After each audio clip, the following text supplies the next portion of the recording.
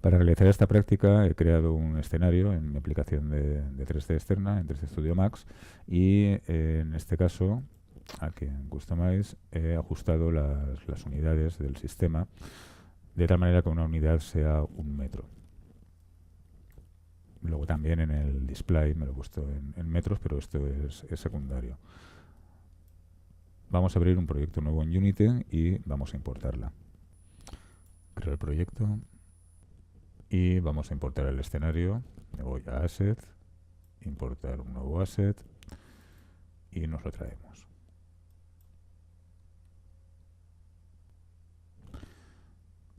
Voy a poner el inspector y aquí tenemos el modelo del pasillo y cada uno de sus mallas que lo componen. Vamos a meterlo en escena y vamos a poner la cámara alineada con esta vista. Vamos aquí a Game Object, Align with View, esto ya lo habíamos visto. Y vamos a ir guardando la escena.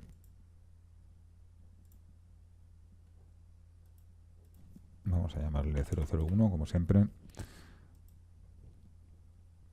Si creo una primitiva de Unity ahora, voy a crear un Game Object, una esfera. Vamos a colocarla por aquí.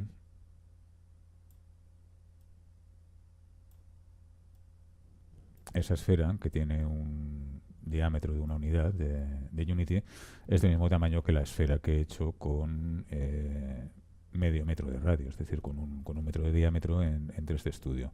Esta correlación de metro es bastante conveniente, sobre todo para el tema de las físicas y del audio.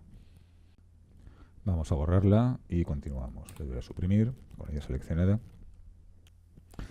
Vamos a bajarnos una cámara genérica para navegar de el Asset Store. Buscad este asset gratuito, es una cámara en movimiento genérica y lo importamos. Nos lo bajamos todo, el PDF y los dos scripts. Importamos. Esto tarda poquito, es un par de scripts en PDF. Y se ha creado aquí una carpeta. Aquí dentro en el PDF podéis ver las instrucciones, los controles por defecto y cómo modificar el script si queréis. Volvemos a la vista de escena y voy a asignar el script. Este es el script principal, este es el de inputs. Vamos a meter el script principal, se lo vamos a asignar a esta cámara. Lo metemos aquí mismo y aquí lo tenemos. Vamos a probar si funciona. Le damos a play. Con WSAID muevo delante, detrás, izquierda, derecha. En panorámica, con Q subo, con Z bajo y con el botón derecho giramos la vista en todas las direcciones. Vamos a corregir esto un poquito porque, como veis, cuando le dais a WSD hay una aceleración.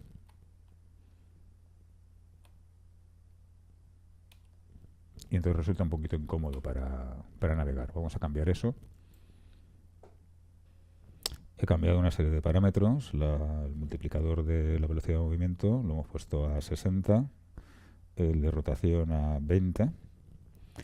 Las panorámicas izquierda, derecha y arriba y abajo a 20 también.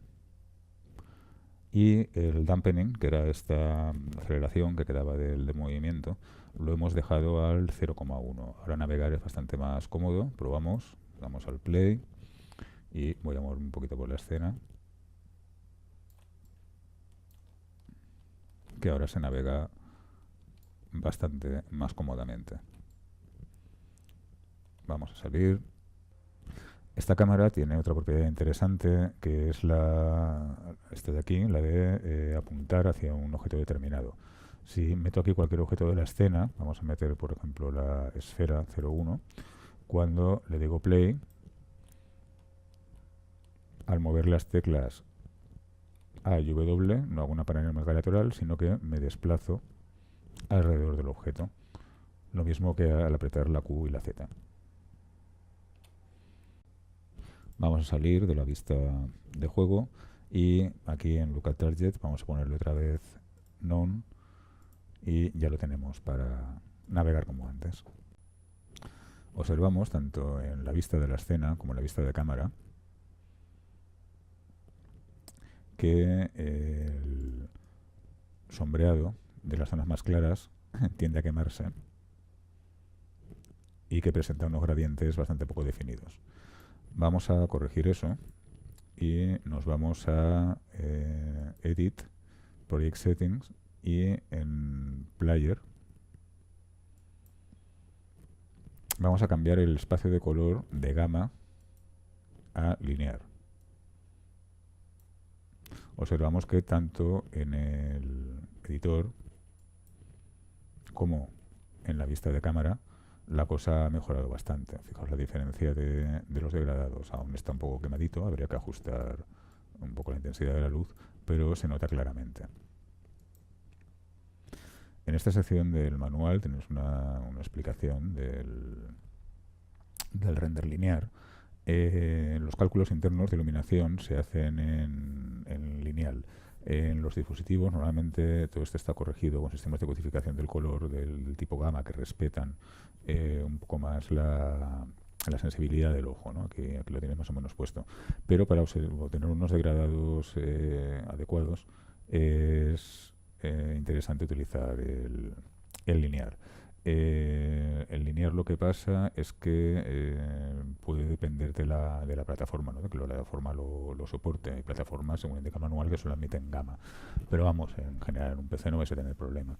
Y también ocurre que las texturas se suelen codificar en espacios de color gamma, por ejemplo el estándar RGB, ¿no?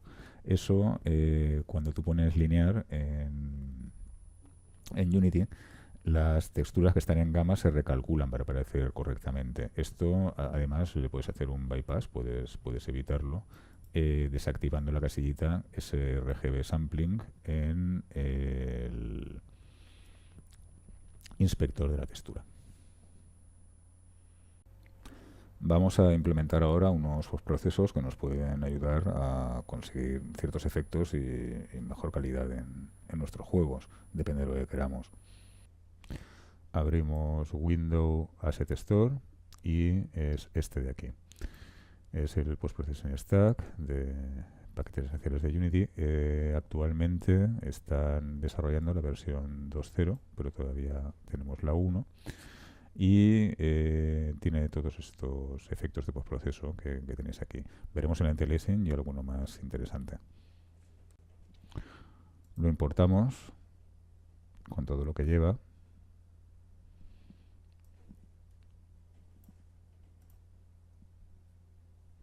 Probablemente os aparezca este pop-up que os dice que el proyecto contiene scripts que utilizan APIs obsoletas. Una API, Application Programming Interface, en este caso se refiere a las APIs gráficas, son las que nos van a comunicar con la tarjeta gráfica que tengamos. OpenGL, DirectX, generalmente. Le vamos a decir que sí, que hemos hecho un backup y que adelante, en caso contrario nos dirá que hay errores de compilación y no podremos hacer el play. No obstante, si se os pasara en el menú Assets, vais a Run API Updater y lo podéis hacer después. Le decimos que sí.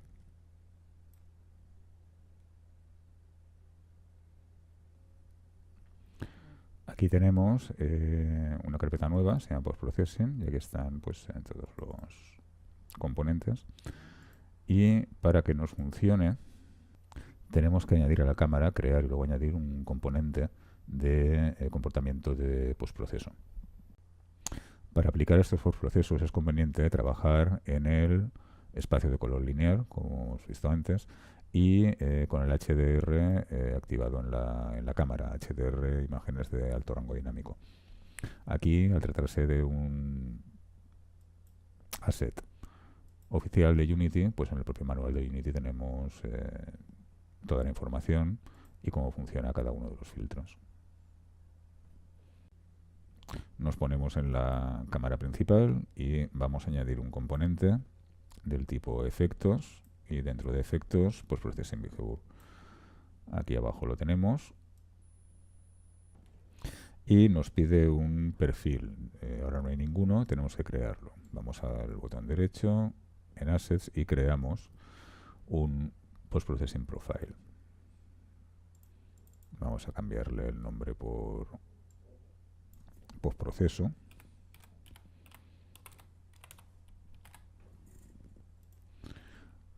Y aquí tenemos ya los controles. Vamos a la cámara principal y vamos a asignarle aquí el que acabamos de crear, postproceso.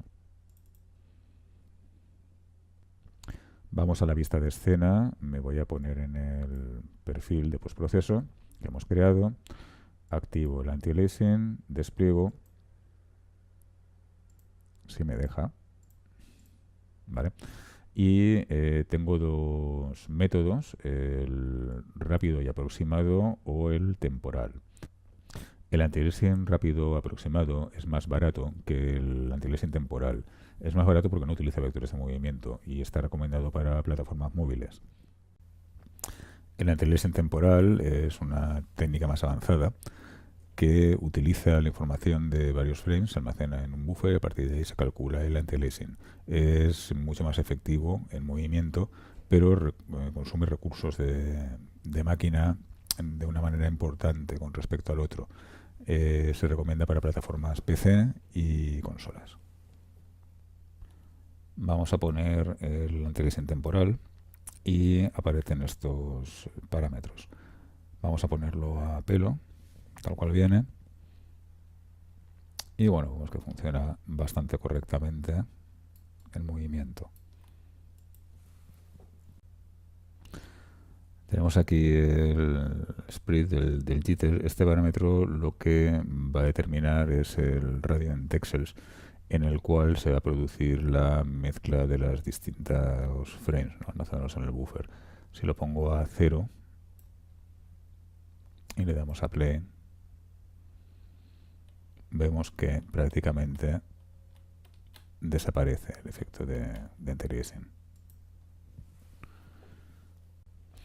Este blending, tanto para estacionario como movimiento, controla la mezcla del historial de los frames anteriores sobre el frame actual. Si los pongo a 0, veré que el efecto es esta oscilación, esta vibración. Vamos a dejarlos como estaban.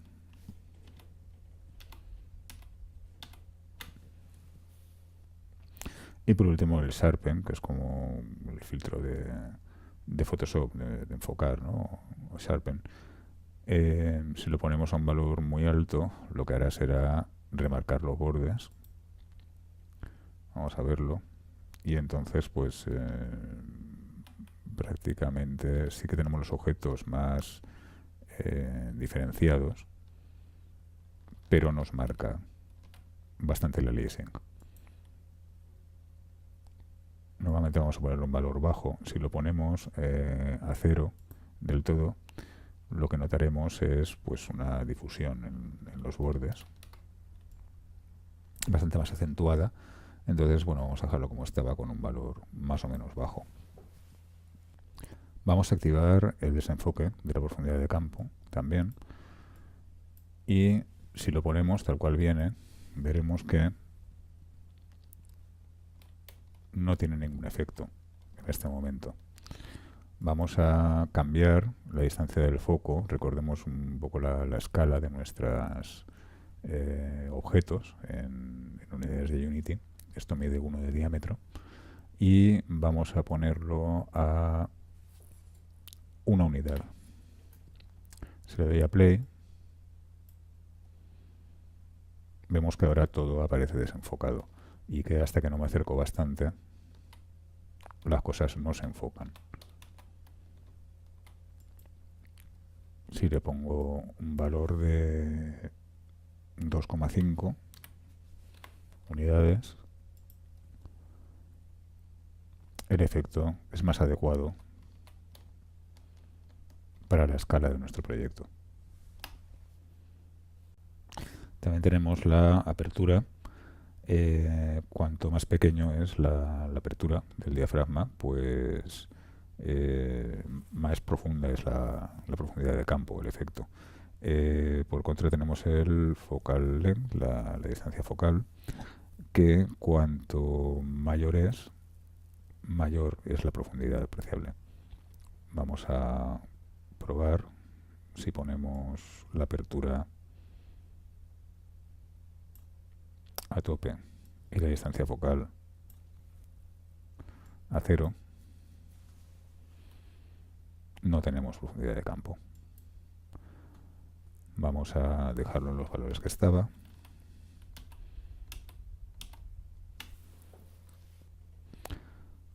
Este es el aspecto que tenía anteriormente. Vamos a modificar la apertura. Vamos a bajarla.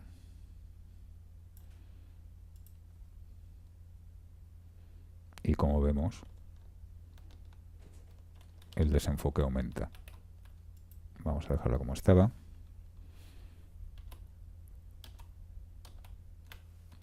Y vamos a subir la distancia focal.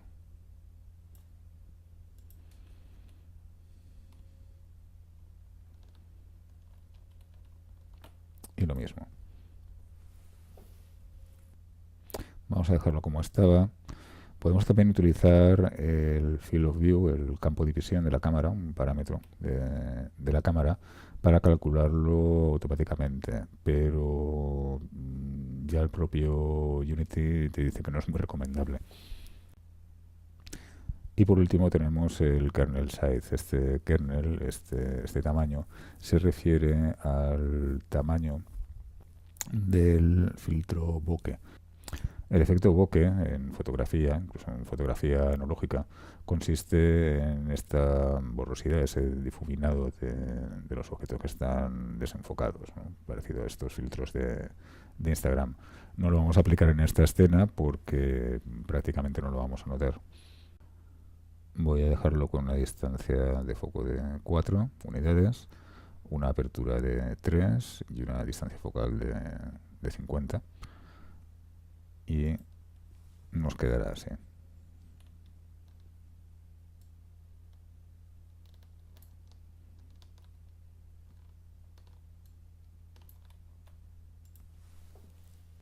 Por último vamos a ponerle oclusión ambiental.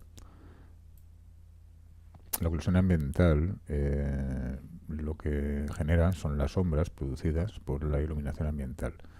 En principio quedan un poco raras. Vamos a mejorarlas un poco. Vamos a modificarla. Podemos variar la intensidad. Vamos a dejarla en 1, como estaba. Podemos cambiar el radio también. Si le pongo un radio de 3 unidades, por ejemplo, vemos cómo afecta a una superficie. Voy a dejarlo en un 0,5. Voy a ponerle el número de muestreos en alto, pero le voy a activar esta casilla de downsampling, que lo que va a hacer es que las texturas generadas para representar estas sombras se dividan por la mitad para ocupar menos en memoria. Voy a darle alta precisión aquí. Vamos a ver el efecto.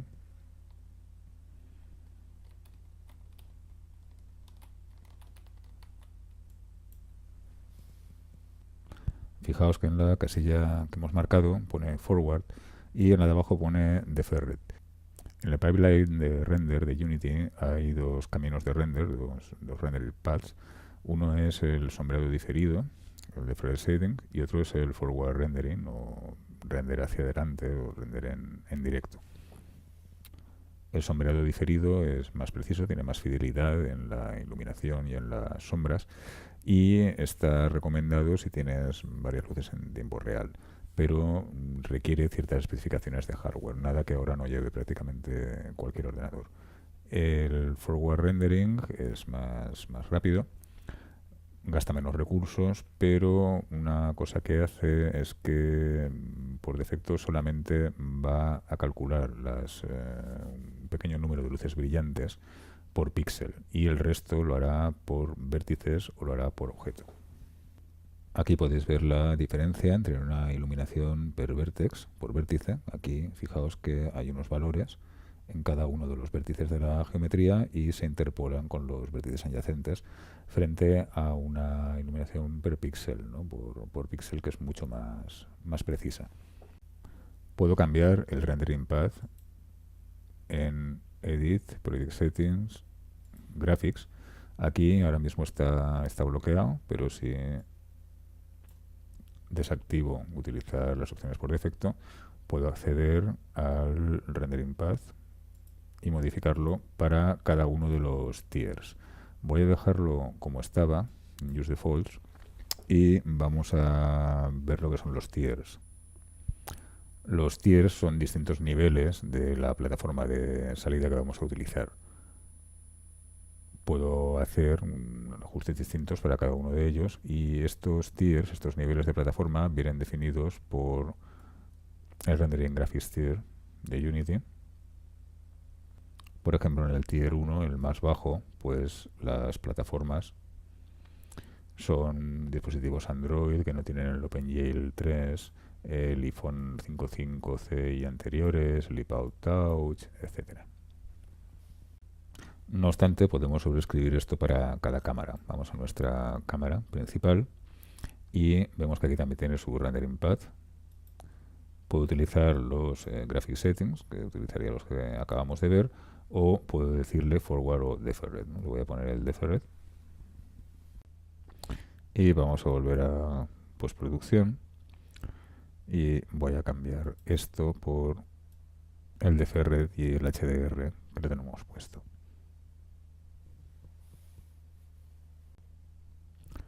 Vamos a navegarlo y como vemos, pues el resultado es bastante mejor. Voy a dejar la intensidad a 0,7, el radio a 2, tiene este aspecto, y vamos a la ventana Lighting que ya conocíamos y en Settings vamos a cambiar la fuente de la iluminación del entorno de Skybox a un color. Ya tengo este color de aquí, es un gris. Vamos a bajarlo un poquito. Y vemos que la escena nos queda amarillenta todavía, pese a que es un gris que no tiene saturación. Esto se debe a que por defecto la luz direccional que hace de sol, tenemos aquí, viene de un color amarillento. Vamos a seleccionarla y vamos a cambiarla a un blanco sin saturación. Vamos a navegar la escena para ver el resultado.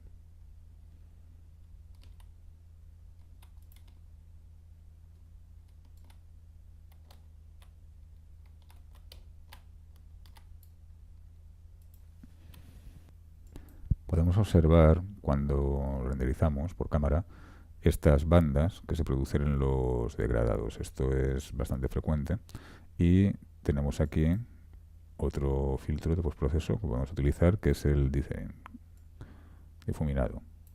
Este dithering no tiene parámetros para configurar, pero nos va a evitar esos degradados tan molestos. Como veis, ahora está bastante más fino.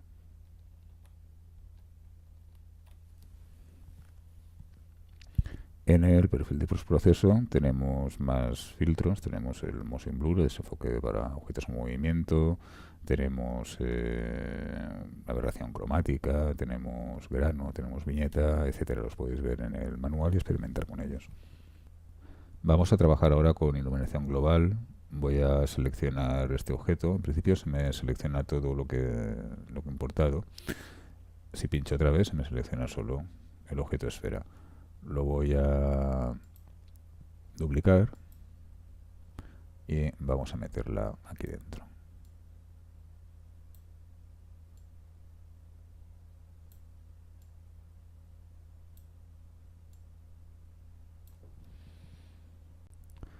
Voy a crear una luz.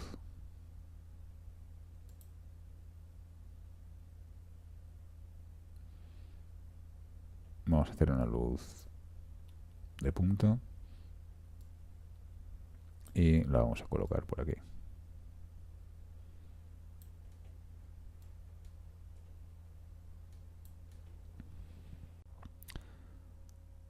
Seleccionamos la esfera, vemos que tiene un material que no podemos modificar, es el material por defecto. Y voy a crear un material aquí en Assets, Create Material. Vamos a llamarle rojo, porque lo vamos a hacer de este color. Y se lo vamos a asignar a esta esfera. Ahora cuando vamos a editarla, vemos que ya tenemos el nuevo material aquí y este, si desplegamos, sí que lo podemos editar. Voy a cambiarle el color de albedo. Voy a ponerle el rojo.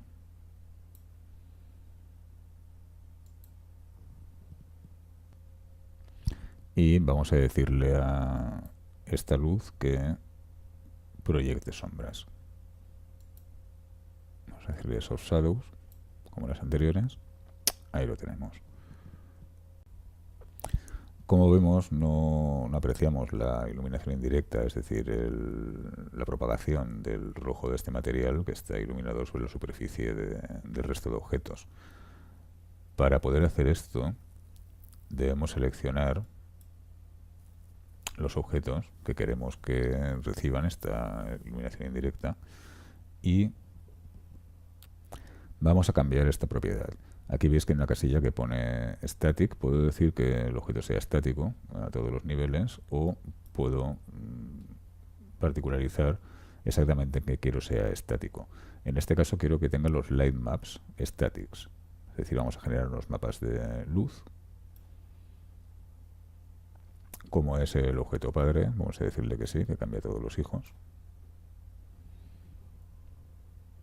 Y como vemos, ya funciona la iluminación indirecta. Vemos que aquí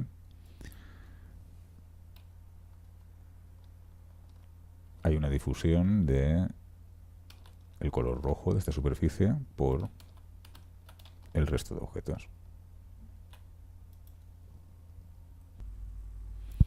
Voy a copiar esta esfera,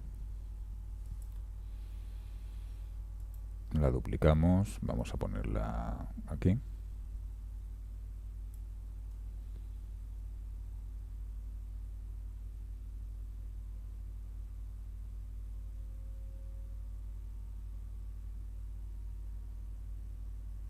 Y al tiempo vemos que se calcula también la iluminación indirecta. Vamos a verlo en la escena.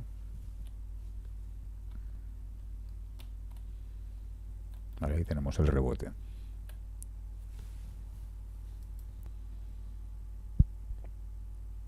Voy a animar esta luz, que también está en modo real time, y vamos a abrir la ventana animación, creamos el animator y el animator clip, vamos a llamarle direccional,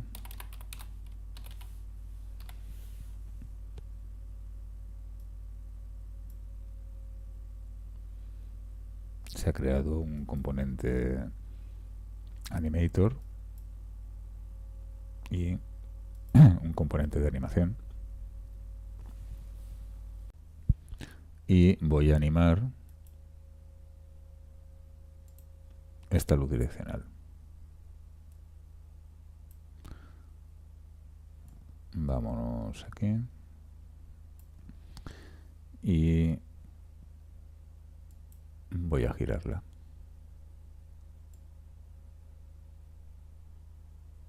Como veis, en tiempo real está cambiando la iluminación indirecta. Mirad la pared de detrás de la bola roja. Vamos a darle a play. Voy a dejar de grabar primero.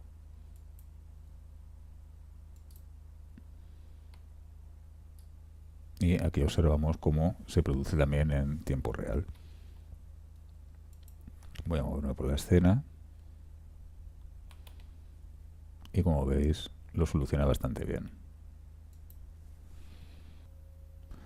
Si abrimos la ventana Lighting, Settings, y desactivamos la iluminación global en tiempo real,